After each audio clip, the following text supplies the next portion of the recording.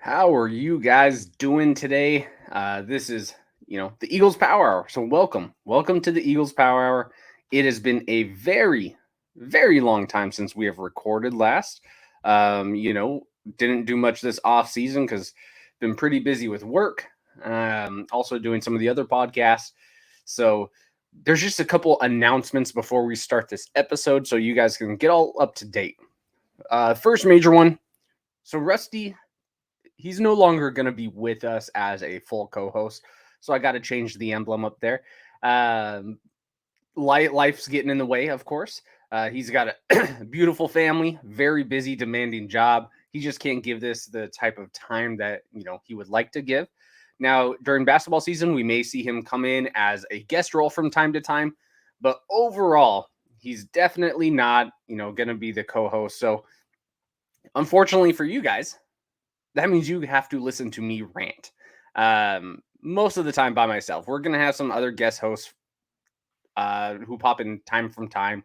It just depends on when they can match my availability and my schedule. Because for you, if you guys don't know this about me, I work 6 days a week, and my days can range anywhere from 7 a.m. to 10, 11 p.m. And I don't know my daily schedule until the night before.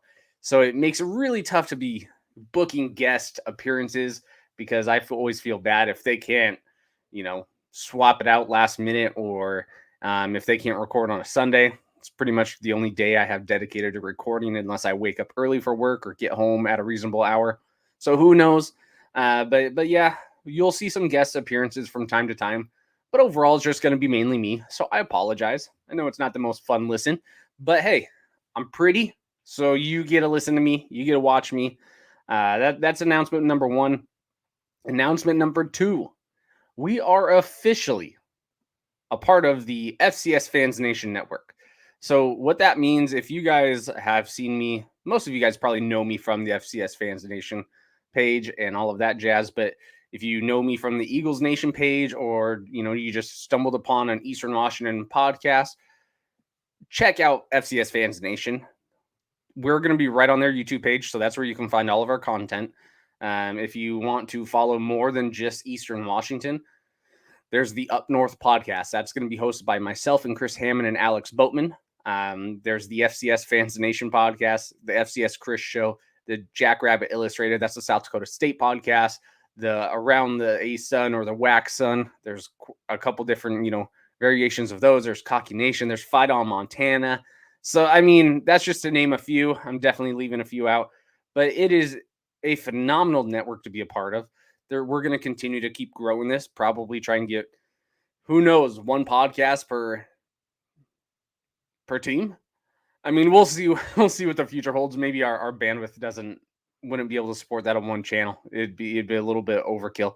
But overall, really good shows on there. And if you're just a fan of the FCS, or if you want to follow some more teams, yeah, jump on the FCS Fans Nation network. Look at whoever you want to watch. A lot of good content there. That's about all the announcements I have on my first little show. I'm gonna have a swig of my little coffee. All right, and now let's talk about football, right? That's what you guys are here for. So, the 2021 season, it was successful, but it didn't end the way we all wanted, right? There's some high expectations at Eastern Washington. If you go home in the second round, you probably didn't meet expectations too much, but at the end of the day, it was still a very successful season. Another 10 plus win season, ranked wins, high offense, Walter Payton Award winner. I mean, overall, we shouldn't be able to complain. But let's take a look at let's see, some of the team players, members that we lost from the last season, just because there are a few. But I don't think it's as bad as what a lot of people are, expecting.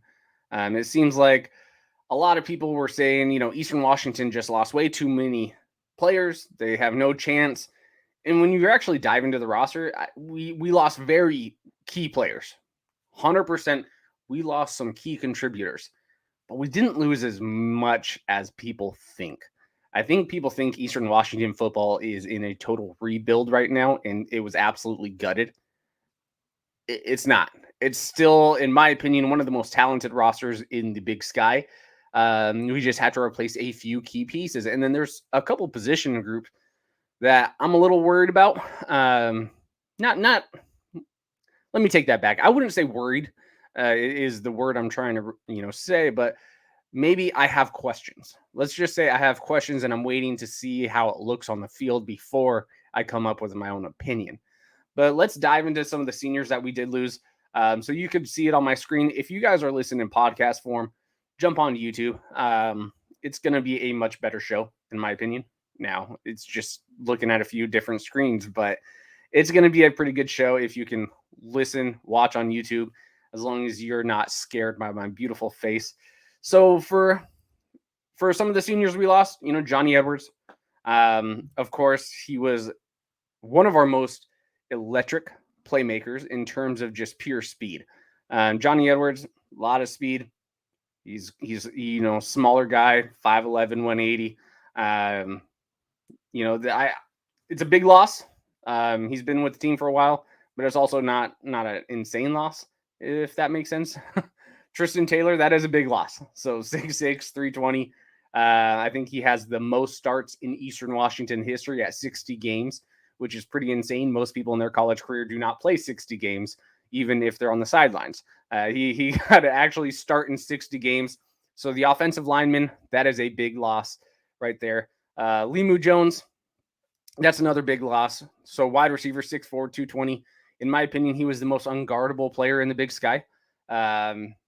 Now I know he, made an NFL roster for tryouts and then eventually got waived, I believe. And I don't think anyone else assigned him, which hopefully someone gives him an opportunity, because this kid is an electric playmaker. He's big, he's fast, he's strong. Now there are a few drop issues. But for every drop he had 3 catches that probably no one else could have made on the team.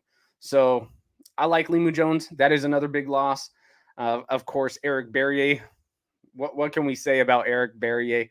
I was I made one of the first comments about Eric Berrier, like in the public media, if you will. So even before he got his first start, I made a public tweet and a Facebook post on our FCS Fans Nation page where I said, guys, you don't know who this is. This is Eric Berrier. We just recruited him out of California. He's the backup to Gage. He's going to get his first start here against North Dakota. So this was way back in the day, way back in 2017. And what I said about Eric Berrier was, this is going to be, in my opinion, the most talented quarterback we've ever had, in a very strong lineage of great quarterbacks who exceeded expectations. But I said, this is the most talented. Now, will he live up to the hype? I'm not sure. But this is the most talented quarterback, so be on the lookout. I think this kid can be a true household name in the future. And look what he did. A 3-time finalist, if you will. He probably should have been a 4th time in 2018, even though he only played half the season. But that half the season, if you times it by 2, right? He definitely would have won the Walter Payton in 2018. He killed it. So, he's a 3-time Walter Payton finalist. 2019, the spring 2020, and then finally won it in 2021. Rightfully deserved. He's broke every Big Sky career record: most yards, most completions, most touchdowns. I mean, he's an absolute stud. Pretty bummed that the Broncos did not give him that opportunity.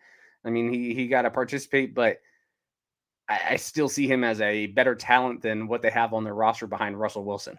So it is what it is, but he got a touchdown in the USFL. I think Canada owns his rights if he decides to go up north or something like that. I know there's a team that kind of already drafted him or owns his rights. So no matter what, if he wants, he can continue to still play football professionally and get paid for it. But yeah, Eric Berrier, that is probably the biggest loss. Kalen Kreiner, that's another one. So Kalen Kreiner, defensive back, he's a stud. I mean, he wasn't the biggest guy, but as a DB, you don't need to be that big. But yeah, Kalen Kreiner, true leader on the defensive side of the ball. That's a big loss. The good news is, when I'm reviewing these positions, I'm not worried about our DB position, so we'll talk about that beforehand. But yeah, losing Kalen Kreiner, that is a big one. Dennis Merritt. So Dennis Merritt kind of splashed on the scene, running back last year, absolutely killed it. I mean, he was a top 5 running back in the nation in terms of points scored, touchdowns, all of that stuff. We didn't really know much about him. If you're just kind of a casual fan, you didn't know much about Dennis until he burst on the scene. But he's a freak athlete. He could do whatever you wanted. He was a Swiss Army knife in that aspect. That is a big loss. I like our running back room, but yeah, losing Dennis Merritt as that Swiss Army knife could score in any position on the field, that's definitely a loss.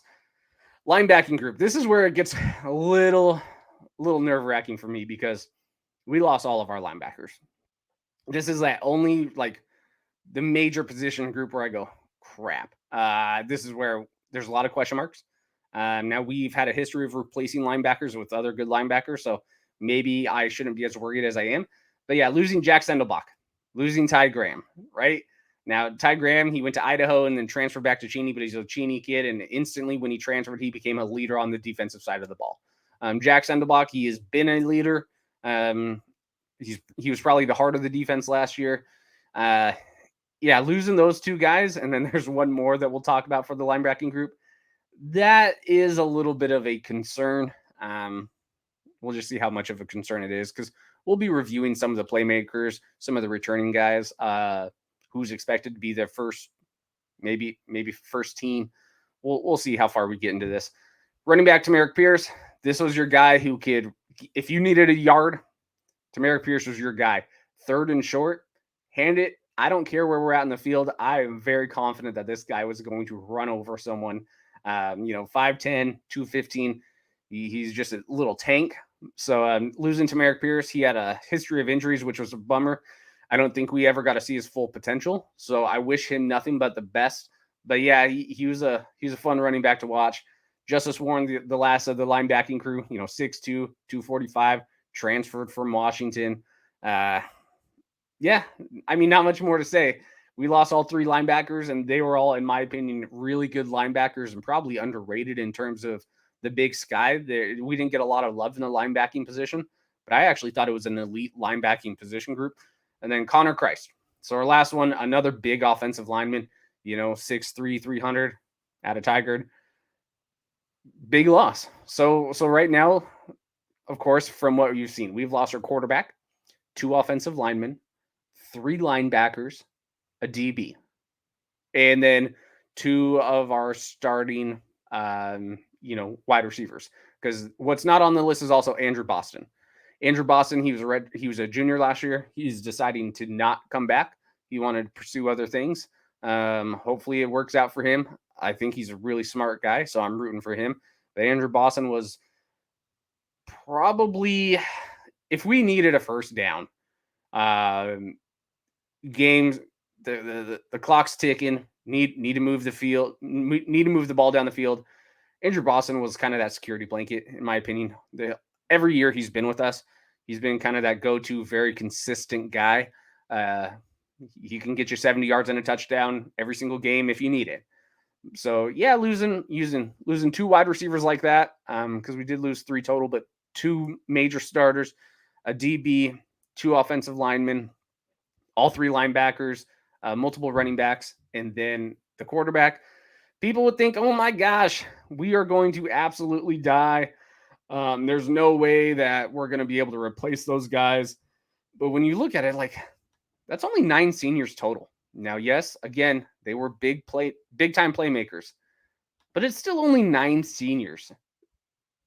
So it's one of those things, like, if we can replace some of the talent, which we have had a history of replacing talent, and really reloading, not rebuilding, we didn't lose that much. It was a very small senior class, surprisingly. I really thought it was bigger before I started, actually diving into the roster. Just from what everyone's talking about, they're like, "Oh my gosh, it's a completely gutted. They have to rebuild." No, it's extremely talented roster still. We don't have too much to worry about. There's just a few groups. So what I want to do is I want to focus on who we have returning, talk about each positions group because I'm very high on a few, and then I'm, let's say, impartial. I think we're either going to be the same or better in a few, and then there's going to be a few that have some big question marks. So let's look at this year's roster. So I'm going to share my screen again. Okay. So here is, in my opinion, yes, we lost Caitlin Kreiner. I think we do not lose any type of talent on the DB side. Caitlin Kreiner's a big loss, but what we have returning makes up for it. I think we have probably the deepest DB room in the country. Not saying we have the best DB room, but we have like 7 guys who can be our ones and twos. So of course we have our I believe our one of our captains, Anthony Smith. So he's a senior. But with them we have Trey Weed. You know, he's a redshirt junior. We have Darren Sampson, redshirt junior. Marlon Jones Jr., sophomore. Keyshawn King, redshirt senior. Eli Doyle, who's a transfer from Arizona State, made an immediate impact. I mean, then we have some like young kids who are starting to really get some big time momentum in the spring, in the off season, like with Cage. So I mean, and then Demetrius Crosby Jr. And then here's this other transfer from UW who, you know, I don't know. I mean, not UW, WSU, who I don't know if he'll start, but it seems like at least in practice, he's been making some waves. So yeah, looking at the DB room, I am not worried at all. This is that one group where, so if you think of Eastern Washington's defense, you go, oh, they give up so many yards. They're not a great defense. They score so much. No other program in the country is given the opposing offense as many opportunities to score outside of maybe Southeastern Louisiana than Eastern Washington because of how fast we score, how much we score. We give the other team more opportunities to get down the field. So that definitely alters the stats. But last year, they were a top 25 passing defense efficiency team, or a passing efficiency defensive team. That means we were pretty good for how many times people were throwing on us. We were still top 25 in efficiency. And I see this DB group as only improving. It's going to be pretty hard to throw on us, especially because in the Big Sky this year, there's not a lot of elite passing offenses in the Big Sky this year. So, yeah, I mean, good luck trying to throw on our DBs.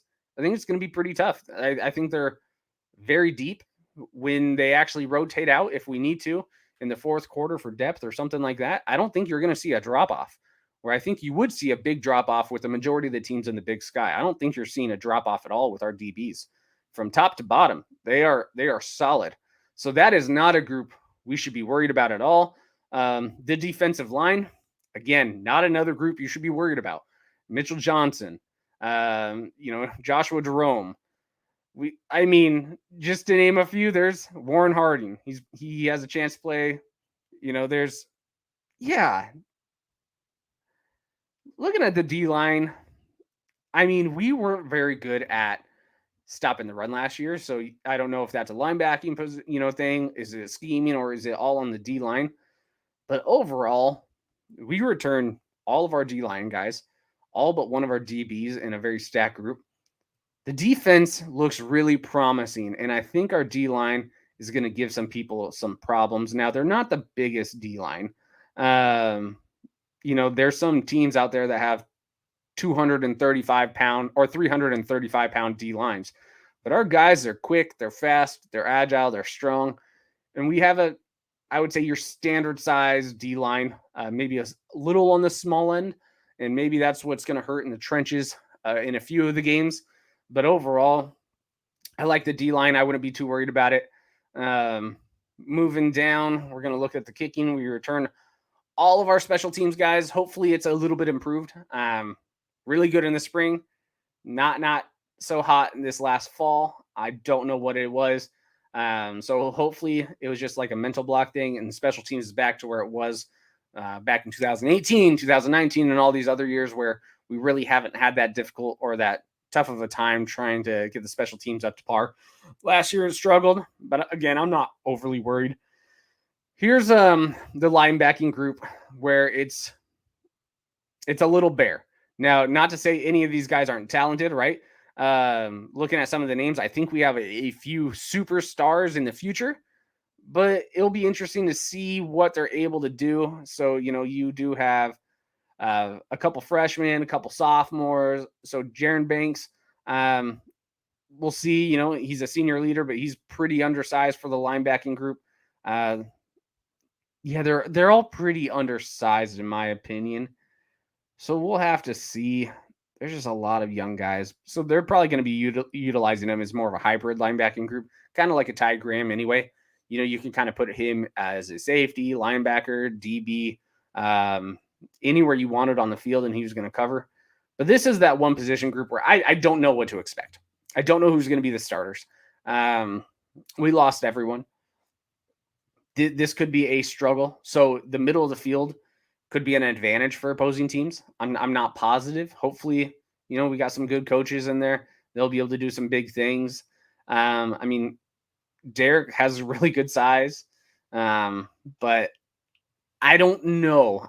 And again, I don't want to be negative. So if any of the linebackers are listening, it's not that I don't think you're talented. Is I have so many question marks, and I don't know what to expect from the linebacking group. We could be solid. We could take a few steps back, which wouldn't be ideal because we were already pretty bad against defending the run last year. But yeah, the middle of the field, I'm a little nervous about. If this is probably of the positions groups, the one I have the most questions about, the one I'm most nervous about. And that's saying a lot because we just lost a Walter Payton Award-winning quarterback. But the linebacking group, I hope you guys, it's not even proving me wrong because I haven't said I think you're going to suck or anything. It's just I don't know what to expect, so I hope you just kick butt, kill it. Offensive line, I don't think we're struggling too much here. We have quite a bit of size. Wyatt Hansen, 6'5", 305. I mean, look at this freshman. He's 6'6". Seth, he's been doing really well. He's 6'6". He was a transfer from Idaho, I believe. Matthew, 6'7". Yeah, Wyatt, I mean, he's going to be the leader on the offensive line. 6'5", 310. We really don't. I think we don't have an issue on our offensive line. I think our offensive line is really big. They're really tall. I think the average guy who's projected to be a starter is like 6'6", 306. So that's the average. We're going to have one of the not the heaviest lines. There's some lines where they're all 6'1", 325, right? But we're going to have probably in the Big Sky one of the most athletic, one of the strongest, one of the most physical, one of the taller lines. And we're kind of following that North Dakota State model where you're seeing a lot of kids out of high school now who are 6'5" to 6'8", 240 to 280, where it seems like in the past we used to get a whole bunch of 6'2", 300 guys right out of high school who are just really thick. We're getting taller, slender, more athletic guys, kind of following that North Dakota State model. Sure, every now and then we're going to still have a big guy, but or a shorter guy, but like 6'6", 320. So we'll probably, try and cut some weight off him, build some muscle. 6'8", 280. Once he builds into his frame, good luck. I mean, that's huge. He's still a sophomore, 6'7". 6'6", 270. Again, these are all, young kids. So it'll be fun to watch this offensive line. I do think they are going to be one of the more talented offensive linemen groups in the country, at least the Big Sky for sure. I mean, it's what Aaron Best said in all of his interviews. You replace a couple of really good offensive linemen. What are you going to do about this? He said, well, there's an expectation at Eastern. If you look at the past 30 years, not just the past 2 years or 5 years or 10 years, if you look at the past 30 years, there hasn't been more All-American, All-Conference members in the Big Sky than Eastern Washington's offensive line group. Compared to all the other Big Sky offensive line groups, you'll see more All-American names with an Eastern Washington logo than you will any other team. So Aaron Best, being an offensive line guy, of course, he's going to make sure his offensive line is protecting the quarterback. That's also why I'm not as worried about our quarterbacks. I think we have really good playmakers. I think we got a really good backfield. I think we got a really good offensive line. I don't think the quarterback is going to suffer as much as some people think. So offensive line, I love it. I'm not too worried. Quarterback room, again, we lost Eric Berry. We're not going to replace Eric Berry. It's just not going to happen, at least not right now. But we have some talent in the QB room. So I'm going to say a couple guys that I was pretty high on, when they came into the program, like Trey Turner. Trey Turner, right out of high school, I thought, oh, this is going to be the next guy, dual threat, slender, athletic build. He can run, he can throw. He hasn't really lived up to the hype so far in practice, but he's still only a sophomore. He's got time. He's got a lot of skill sets, a lot of talent. So hopefully he can get it. Simon Burkett. So he's been a guy who's, he's performed well in practice. Hopefully he can keep it up. We don't have that that big of a QB room. In the Up North podcast, we're reviewing everyone, and like there's teams that have 10 QBs on the roster. We have 5. But this redshirt freshman, Kikoa, he has absolutely killed it this offseason, in my opinion.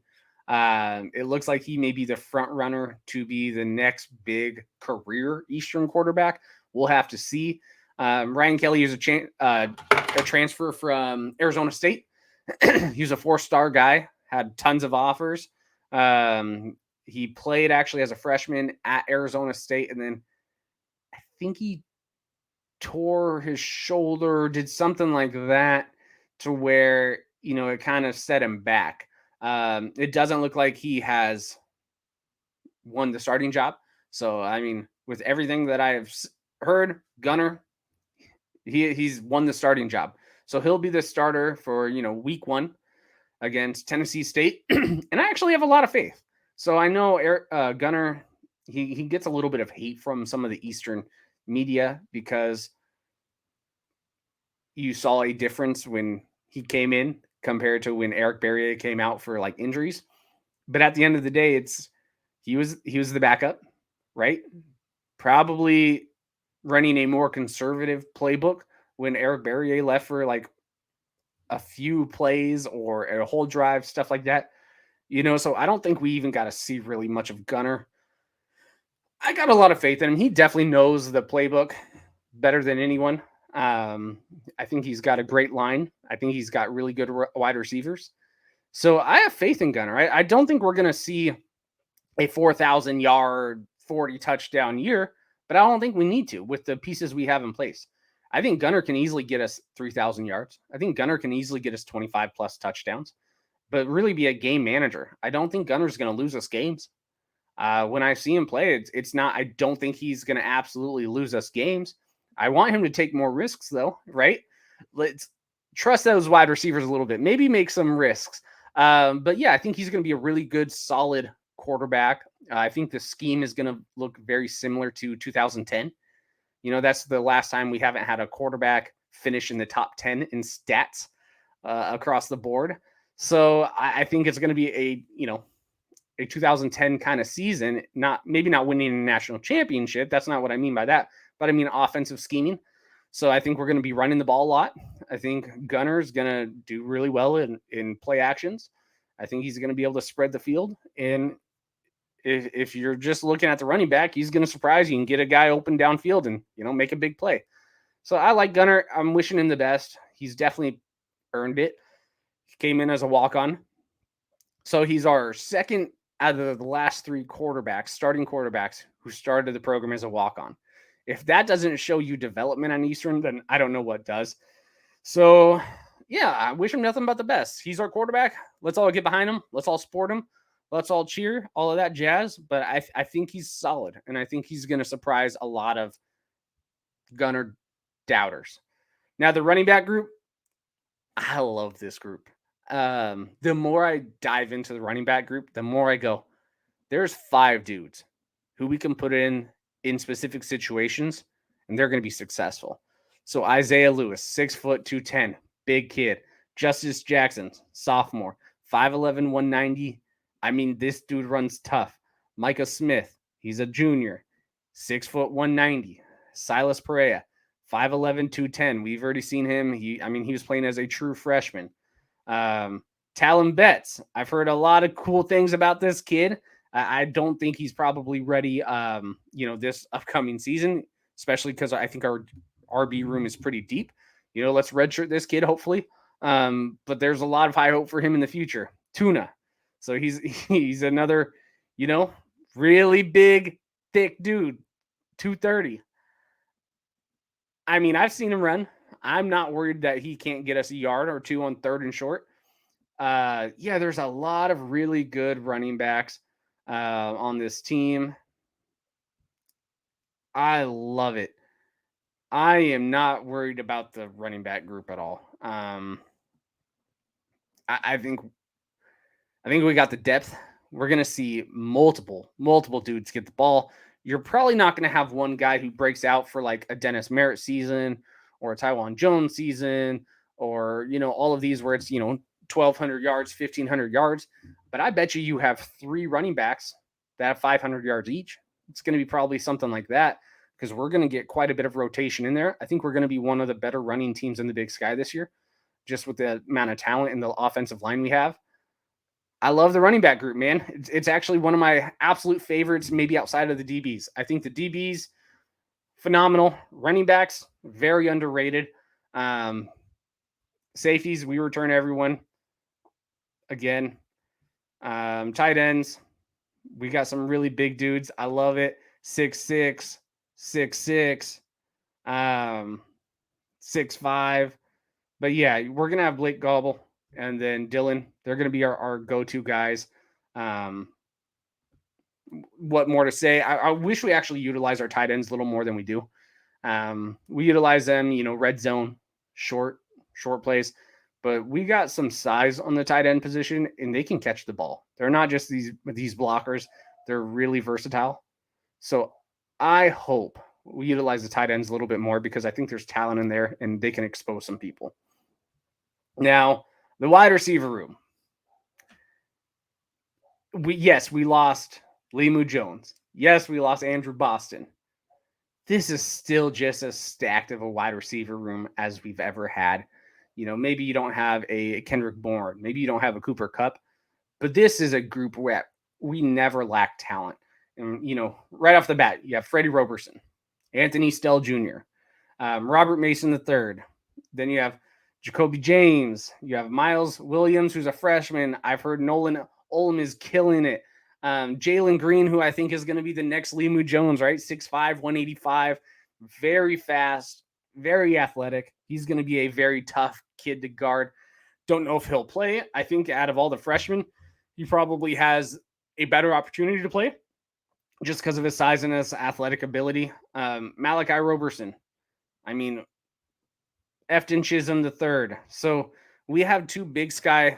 I don't remember if they were first teams or second teams, and Freddie Roberson and Efton Chisholm. I believe Efton Chisholm is also a third-team Hero Sports All-American. So looking at the roster, yep, we lose a few guys. 2 offensive linemen, a DB, all 3 linebackers, 2 running backs, and the quarterback, of course, and then 2 wide receivers. We return so much talent across the board. Again, there's only like 2 big question marks, in my opinion. So I think the DBs are going to be better.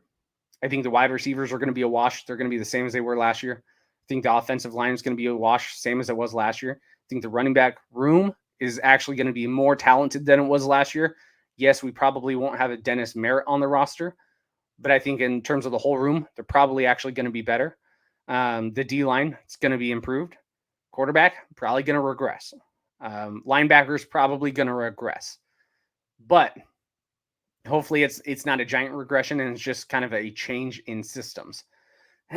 So, yeah, that's all I have for kind of previewing the roster, who we lost, who we returned.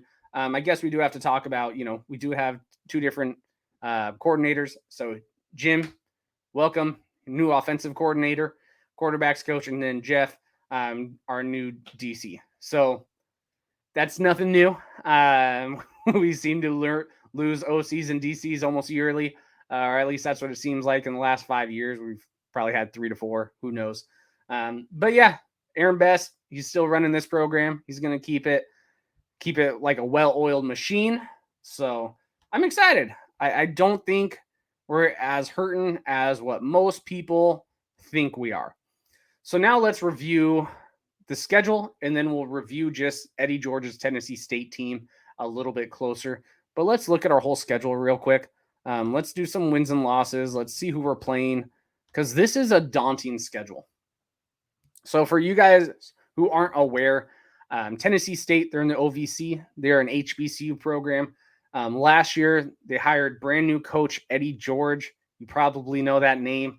You know, he's an NFL Pro Bowler, all of that jazz. But Eddie George took over a really struggling program, brought in tons of talents, which we'll look at their roster in a minute. They went 5-6 last year, I believe. This is not going to be an easy game that some people are thinking. Tennessee State is a very improved roster, extremely talented.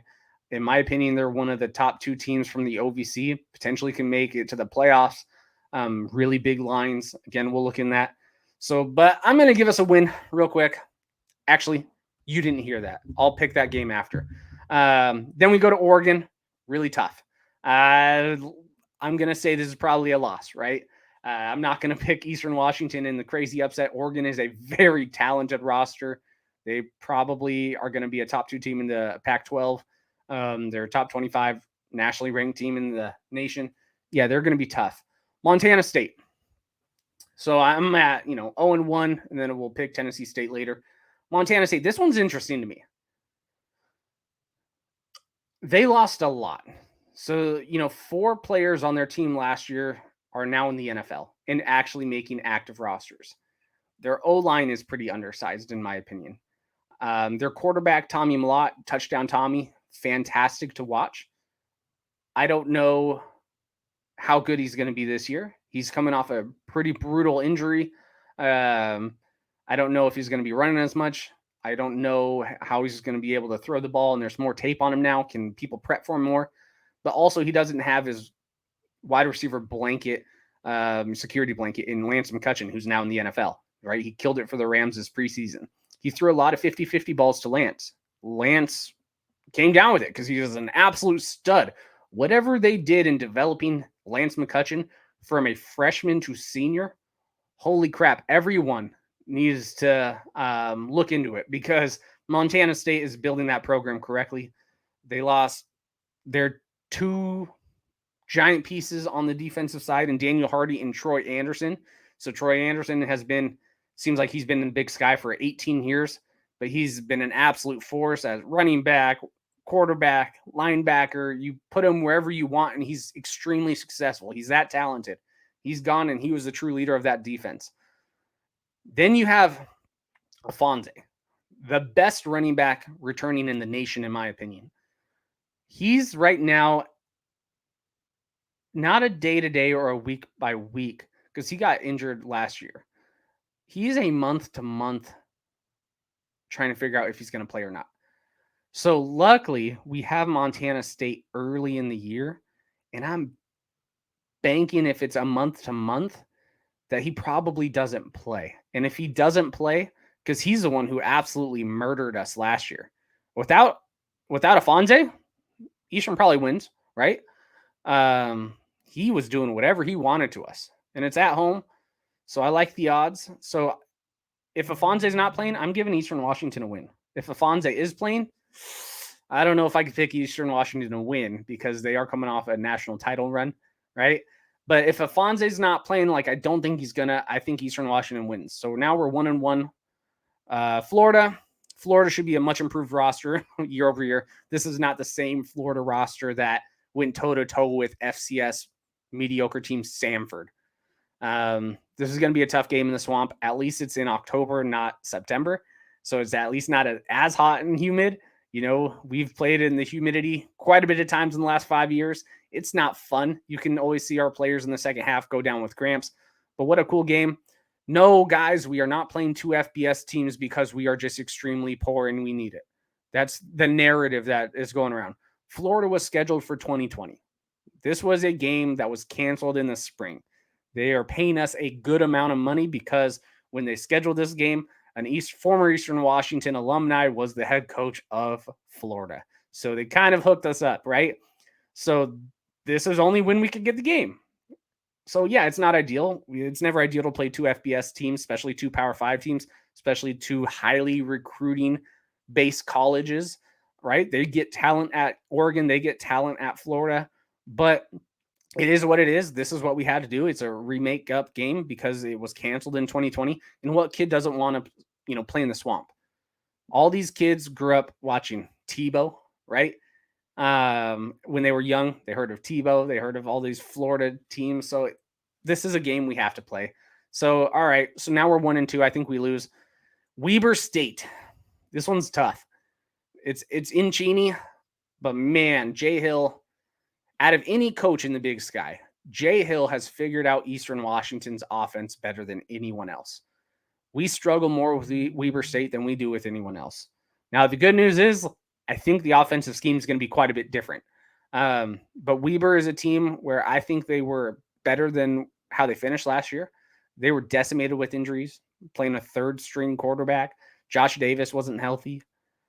I think Weber State is in a very good position to, potentially win the Big Sky or be a top 3 team in the Big Sky. I am going to actually go with Eastern Washington losing this game. So right now we are 1-3 because I haven't picked Tennessee State yet. So 1-3, and then we play Sacramento State at homecoming. I'm going to say this is a win for Eastern Washington. So yeah, Sac State, they got a lot of Eastern Washington coaches on the staff, right? Former coaches and whatnot. Yes, they are the 2-time Big Sky champs, but last year they didn't play anyone, right? They played a very injured Montana and then didn't play any other of the top teams outside of their rivalry at the end of the year with UC Davis, who probably wasn't maybe a playoff caliber team at the end of the day. We beat them pretty handily too. So did Sac State. So did every top team that played them. But yeah, they didn't play Montana State. They didn't play Eastern Washington. They didn't play Weber. I don't think they win any of those games last year, which means I don't think they become the Big Sky champs. But Sacramento State under Troy Taylor has improved every single year. They have talent coming back. This isn't going to be an easy game, but let's give Eastern Washington a win. So we're 2-3. Cal Poly, Bo Baldwin's team. He still has a lot of work to do right there to, get this team up to where he needs it to. Going from a powerful triple option to a spread it out team, it's been tough, especially because Cal Poly has really strict requirements to get onto the campus. It's a little different for recruiting than what he's probably used to. Now, yeah, it makes it a little tough. So Eastern Washington wins this now. So we got 1, 2, 3 wins. We are 3-3. Portland State, the Dam Cup. Yeah, I think we win. I don't have a lot of faith in Bruce Barnum's teams. I like Bruce Barnum as a coach. He had one really exceptional year, his, I believe, first year in 2015 or something like that, where, he had 2 FBS upsets, made it to the playoffs where he lost to Northern Iowa. Other than that, it's been pretty much, he's the bar. If you finish above him, you're a pretty decent team. If you finish below him, you're probably not that good. So I think Eastern Washington is still better than the bar. So I'm going to give us a win. And now we puts us at 4-3. Idaho. Now, we haven't won in Moscow yet since Idaho became FCS again. I think that changes. Eck probably, I don't know if it was a Petrino led. We can't lose to our rivals at home. The local regional rival, maybe not a true rival, but a regional. We're the closest team to Idaho outside of, Washington State by a good amount. So, his team got hyped up for it. So I don't know. But Eck, I like Eck as a coach. I just don't see the talent on the field yet that he's just going to be able to run his type of a South Dakota State offense that he was running over there. So I'm going to give us a win. And then we play Montana at Montana. This one's going to be tough. I do think Montana has improved. So Marcus Knight, he was injured all last year. He was a running back who had like 20-something plus touchdowns the year prior in 2019. They got a quarterback transfer from San Diego State who went like 8-1. Very good game manager. He's definitely not going to lose him a game. He's only going to help improve it. Now they lose some of their wide receivers, right? So Who is he going to be able to throw the ball to? I'm not positive, but they got a really nasty defense, really good DBs, really good linebacking, really good defensive line. I mean, if you can't score 30 on Montana, you're going to have a really tough time winning. So I'm going to say in Missoula, this is probably a loss. Okay. And then we finish up the year with Northern Colorado. Senior night, I saw what Ed McCaffrey did to this program last year. Now, there's been like 20 plus students who have left. That could be a really good thing because Ernest Collins maybe wasn't recruiting the type of players he needed to win. There's been a lot of offseason issues with Northern Colorado, and it looked night and day difference in terms of talent that we saw from Northern Colorado last year. I don't expect Northern Colorado made that big of strides, and I don't think we lost that many strides moving forward. So I would say this is a win. So we got 1, 2, 3, 4, 5, 6 wins, and it's all depending on this Tennessee State game. So let's look at Tennessee State. So for you guys that are not aware, like I said, this is a game we're playing this Saturday. But Eddie George, he came in here, a really struggling Tennessee State team out of the Ohio Valley. They are an HBCU program, but he's brought in transfers. He has really developed some talent. There were some big strides last year where they went on a little bit of a run where I think they won like 4 games in a row and then, lost the last 3. But everyone that I have talked to who follows the FCS in general, like Blue Bloods, Sam Herder, all these guys, everyone thinks Tennessee State is going to be very improved over last year's 5-6 team. So do not think that this is going to be an easy win. For some of the reasons why I would say don't think it's going to be an easy win, I already kind of told you some of our weight issues. Like our defensive line is not the biggest. Look at some of their offensive line. 6'5", 338, 6'3", 340, 6 foot, 336, 6'6", 330, 6'3", 330. And then their D line, 310, 310, 340, 380. I mean, this is the biggest line we will see all year. And we're playing Florida, we're playing Oregon. Winning the trenches against these dudes is going to be pretty tough. We have the height. We do not have the weight, and we do not have the weight by a good margin. So looking at these dudes and watching them play, like watching some of their film, I think we definitely have a better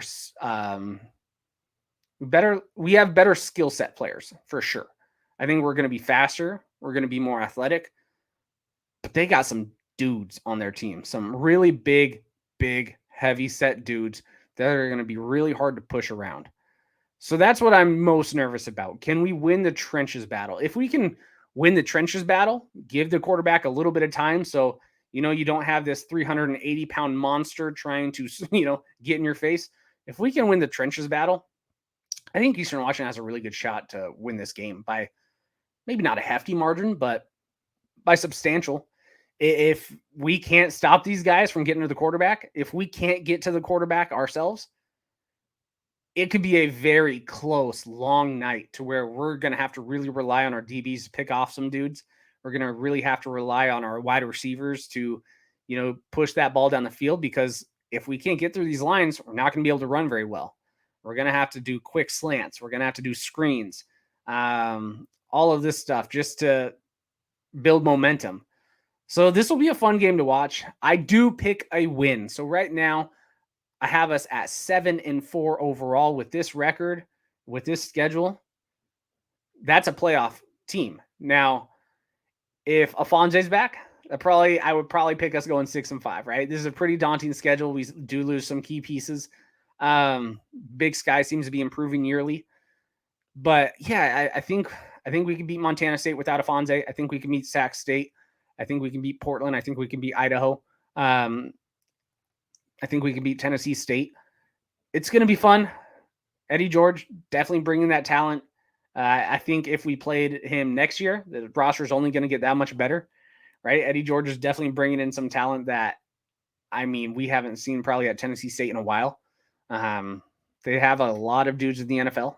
like historically, but they've kind of fallen off a ledge here recent years. And I think Eddie George is bringing it back, especially with the momentum behind HBCUs in general, right? We all know about Dion over at Jackson State.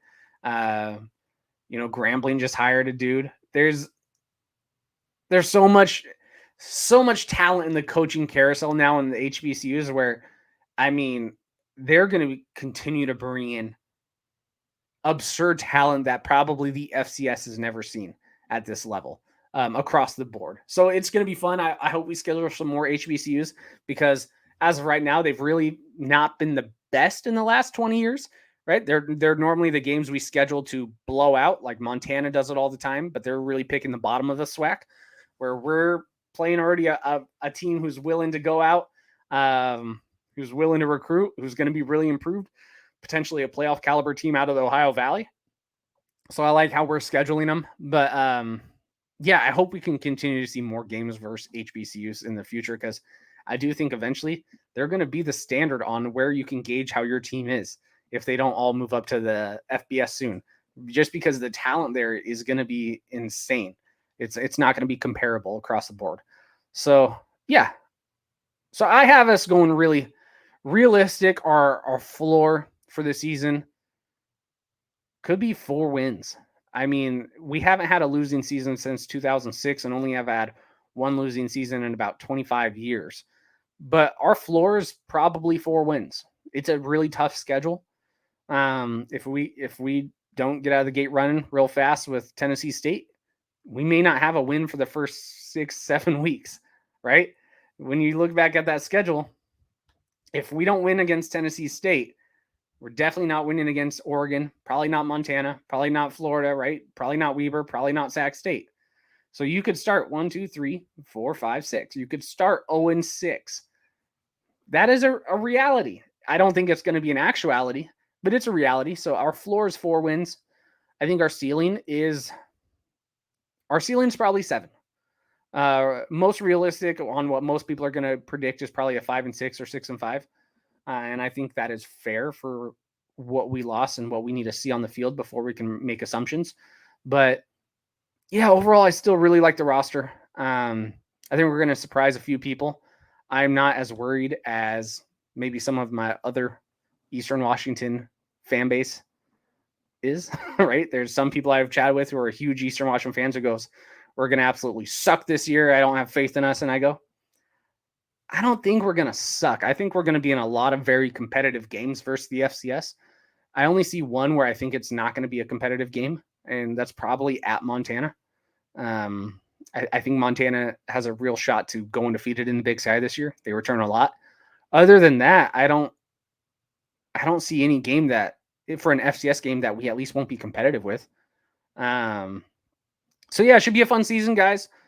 Look out. It's this Saturday. I'm going to post this on the FCS Fans Nation YouTube network channel. So be on the lookout for that. But thank you guys for listening. If you can like, subscribe, all of that to the FCS Fans Nation network, that would be greatly appreciated.